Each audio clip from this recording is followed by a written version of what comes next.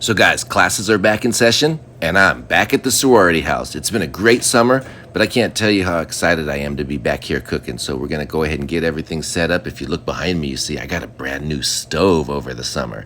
So something fun to play with. Now on the menu today, guys, we're gonna do a caprese grilled cheese. I wasn't gonna show you how I make that, but I'm doing a pesto pasta salad to go with it. And I really wanna show you what's going on there. So I'm gonna start with a pan.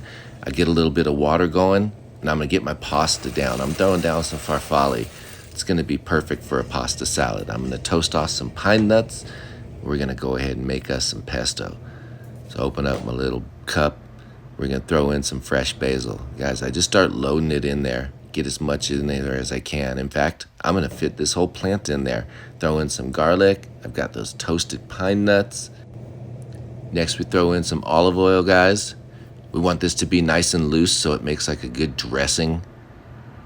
Big pinch of salt and a couple big pinches of Parmesan cheese.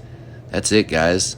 Screw on that lid, throw it down on the mixer, get that thing all pureed up. Give it a second, shake it around if you need to. You can add some more oil if it's too thick.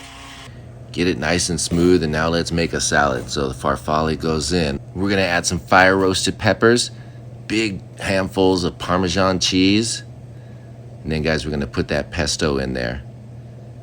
Let's scrape that little container clean, get all that pesto in there. I'm gonna add those pine nuts.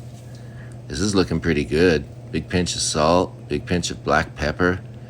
Go ahead and just get this all mixed up, move it around. We want this to be really well incorporated. Just keep tossing it, mix it, stir it, do whatever you need to.